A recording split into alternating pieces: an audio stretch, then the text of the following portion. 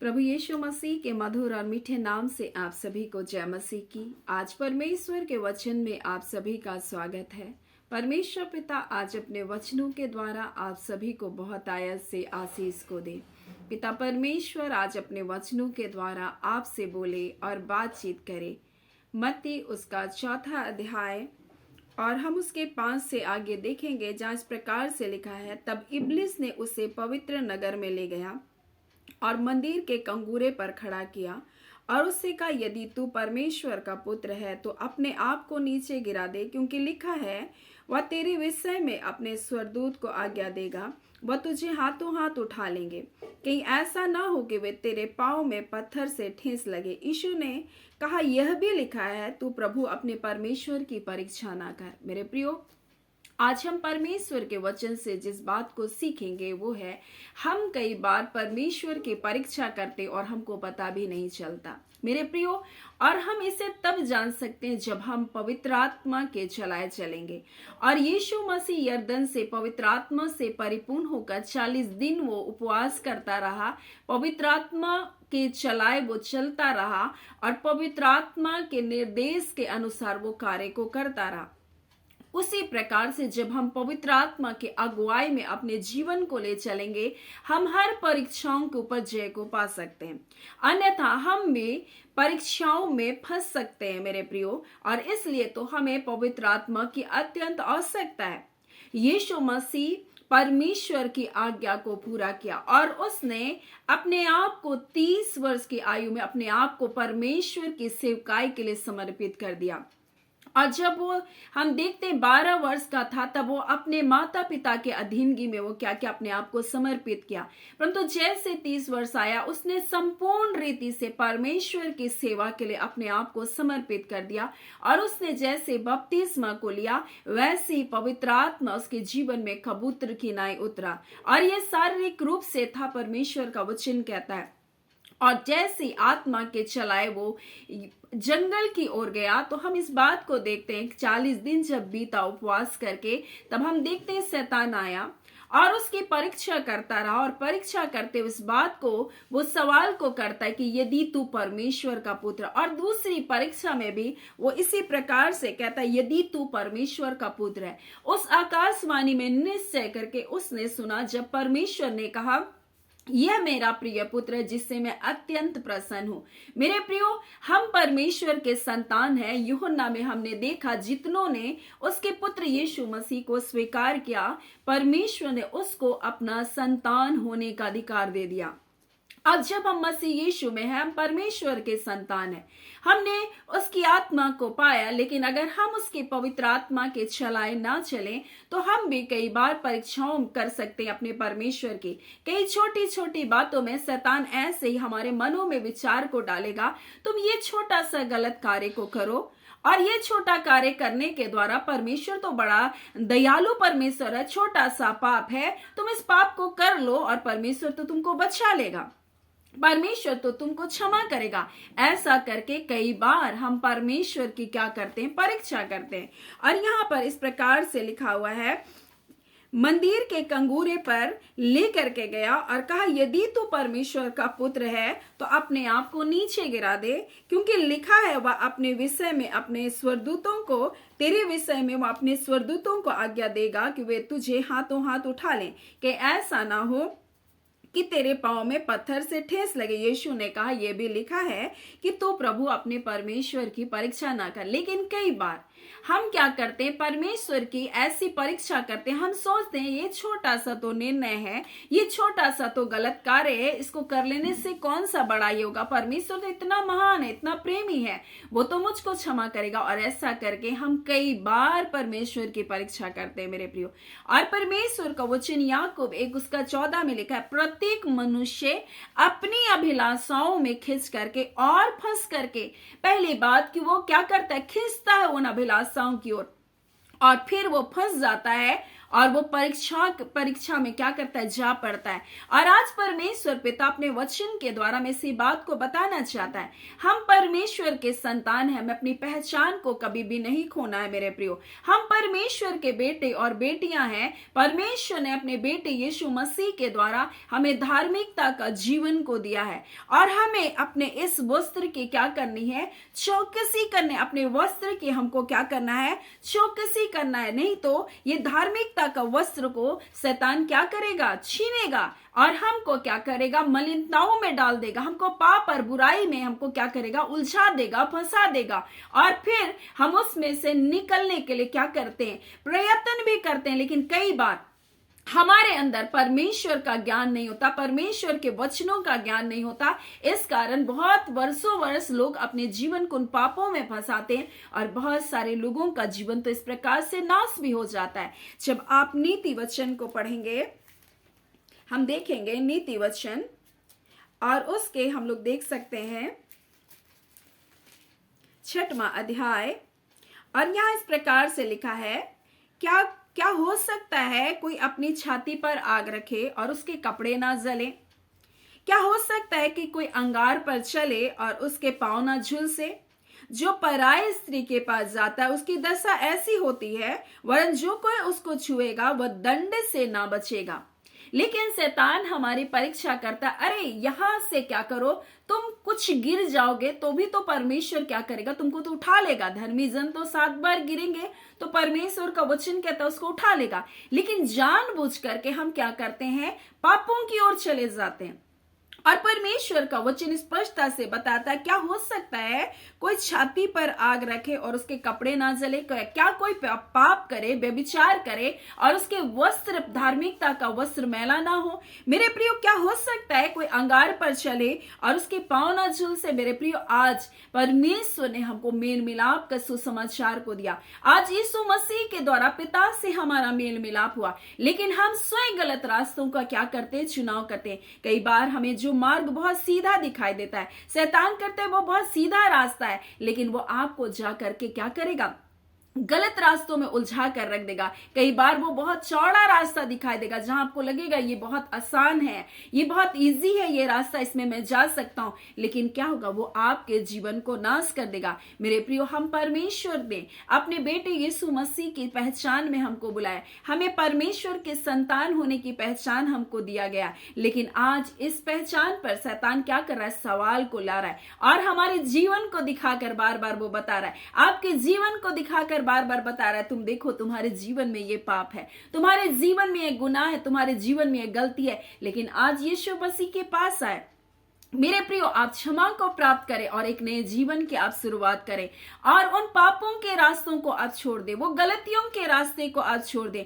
और परमेश्वर का वचन इस प्रकार से तो हमसे कहता है, जो अपने पापों को मानता है और उसको छोड़ भी देता है, मेरे प्रियो, परमेश्वर का वचन कहता है उस पर दया की जाएगी। आज हमें अपने पापों को मानना है, छोड़ना है, और हमें धार्मिकता के कार्य को अपने जीवन में कार्य को करना है। हम मसीह यीशु में धर्मी बनाए गए हैं। आज हमें उसके गुणों को, उसके स्वभाव को अपने जीवन से प्रकट करने की आवश्यकता है। और ये परीक्षा जब यीशु मसीह की हो रही है, वचन से ही शैतान उसकी परीक्षा करा, और वचन को ही ला करके शैतान आपके जीवन में कहेगा, अरे तुम थोड़ा गिर जाओगे तो क्या हो जाएगा, थोड़ा पाप कर लोगे तो क्या हो जाएगा, परमेश्वर तो तुमको उठा लेगा, वो तो दयालु परमेश्वर है, वो तो क्षमा करने वाला परमेश्वर। मेरे प्रियो, यीशु मसीह क्या कहता है, ये भी लिखा हुआ है कि तू प्रभु अपने परमेश्वर की परीक्षा न कर। और इसलिए यीशु मसीह इस पर जय पाया, क्योंकि वो परमेश्वर के वचन को प्रथम महत्व को देता था। परमेश्वर के वचन में लिखा है कि प्रभु तू अपनी परमेश्वर की परीक्षा ना करना। मेरे प्रियो, यीशु मसीह जो स्वयं वचन है, वो वचन को क्या करता है, महत्व को देता। आज हमें और आपको परमेश्वर के वचन को महत्व देने की कितनी आवश्यकता है। मेरे प्रियो, वचन में जीवन है, यही वो जीवन है। मेरे प्रियो, संसार में आप बहुत सारे शब्द सुन रहे होंगे, बहुत ज्ञान, मनभाव, बहुत आपको बहुत अच्छा लगने वाला शब्द लोग बता रहे हैं, अच्छी अच्छी बातों को लोग बता रहे हैं, लेकिन उन शब्दों में जीवन नहीं। जीवन परमेश्वर के वचन में, परमेश्वर का वचन में जीवन है, परमेश्वर का वचन कहता। और यीशु मसीह जो स्वयं वचन है, वो वचन के अनुसार अपने जीवन को चलता था। और शैतान वचन को ला करके हमारे जीवन में कई बार हमको गलत रास्तों की ओर लेकर जाता है। लेकिन यहां पर यीशु मसीह क्या कहता है, लिखा है परमेश्वर के वचन में कि तू प्रभु अपने परमेश्वर की क्या ना करना, परीक्षा ना करना। हमें वो बताएगा शैतान कि थोड़ा सा गलत निर्णय ले लो, थोड़ा सा पाप कर लो, प्रभु दयालु है, क्षमा करेगा, प्रभु बचाने वाला है, निश्चय बचाने वाला है। इसका मतलब ये नहीं कि हम खुद आग में कूद जाएं। इसका मतलब ये नहीं कि हम खुद अपने अंगारों को लेकर अपनी छाती पर रख ले। और लिखा है क्या हो सकता है कि कोई व्यभिचार करे, कोई पाप करे, कोई अपनी छाती पर आग रखे और उसके कपड़े ना जले? क्या वो धार्मिकता के वस्त्र उसके जीवन से नष्ट ना हो जाएंगे? क्या वो मलिनताओं के जीवन में वो नहीं चले जाएंगे? मेरे प्रियो, क्या हो सकता है कोई अंगारों पर चले और उसके पांव ना झुलसे? जो पराई स्त्री के पास जाएगा उसकी दशा ऐसी होगी, जो कोई उसको छुएगा वो दंड निश्चय पाएगा, परमेश्वर का वचन कहता है। मेरे प्रियो, आज परमेश्वर अपने वचन के द्वारा हमें इस बात को बताना चाहता है, जो वेश्यागमन के कारण मनुष्य क्या होता है, टुकड़ों का भिखारी हो जाता है, और बेबिचारी अनमोल जीवन को क्या करती, अहेर करती, आपकी आत्मा को क्या करेगी, नाश कर देगी। आपको गलत रास्तों, अनमोल जीवन का क्या करती, अहेर कर लेती, शिकार बना लेती है।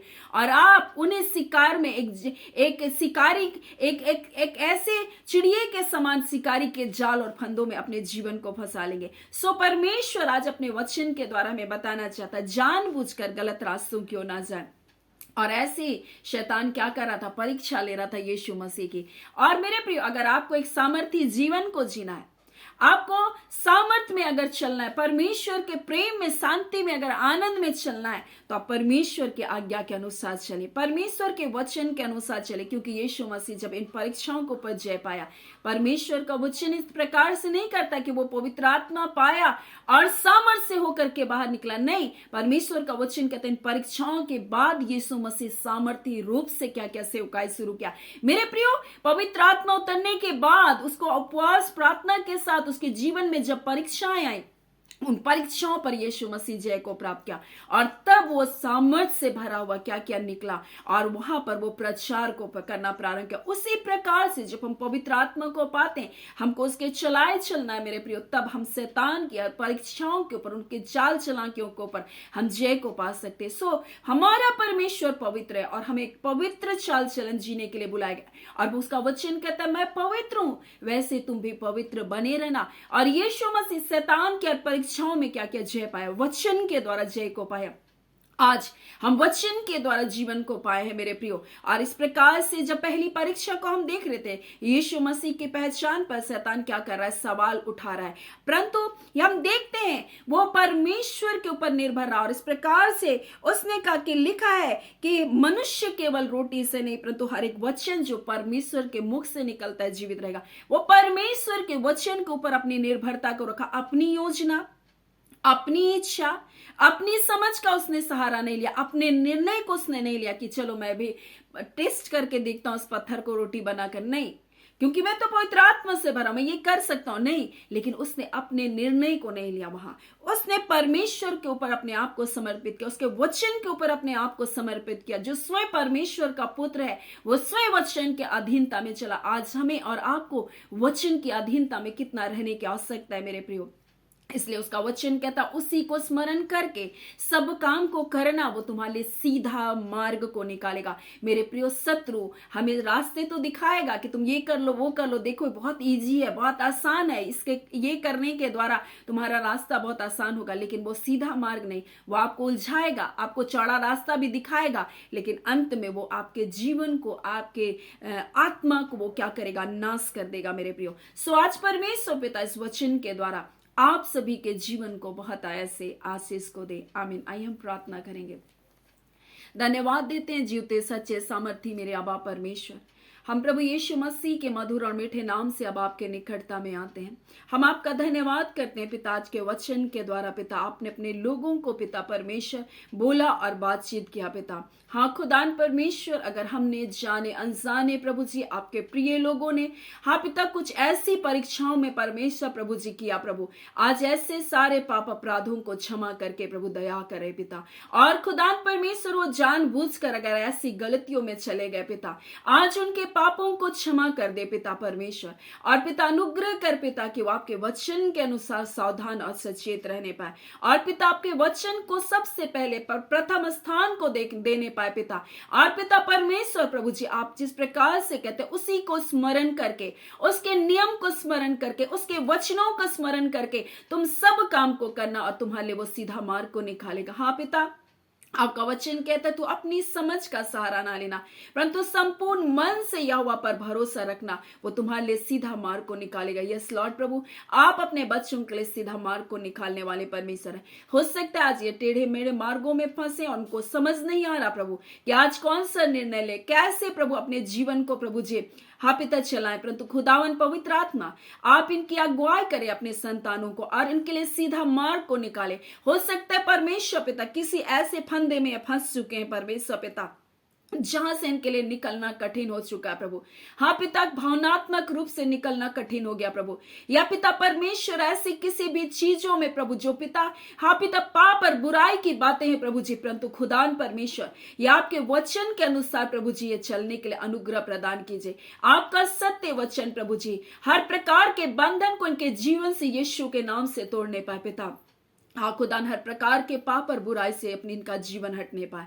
और पवित्र आत्मा पिता हम प्रार्थना करते जितने अनैतिक संबंध परमेश्वर प्रभु जी, हाँ पिता वो सारे बंधन यीशु नासरी के नाम से टूटने के लिए प्रभु हम प्रार्थना करते हैं। और इसी घड़ी पवित्र आत्मा आपके सामर्थ के द्वारा हर एक गलत रिश्ता परमेश्वर जो परिवार को खराब कर रहा है प्रभु, हाँ पिता हर एक चीज जो परमेश्वर शत्रु ने परमेश्वर उनके परिवारों में रोपा है, हर वो अंधकार की शक्तियां जो उनके परिवारों को बांध कर रखी है, आज यीशु नासरी के नाम से हम तोड़ते हैं। रिबांदा खाला हम इस घड़ी प्रार्थना करते हैं प्रभु जी, आपकी शांति प्रभु जो समझ से पर इनके मन, इनके हृदय, इनके सोच विचारों की रक्षा करने पाए।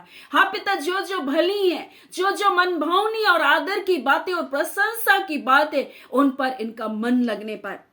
हर एक गलत सोच परमेश्वर, गलत पिता परमेश्वर प्रभु जी मानसिकता परमेश्वर के सारे बंधन, शैतान की चाल और चालाकियां, उनकी धूर्तता की सारी चालों को हम यीशु नासरी के नाम से खंडन करते हैं।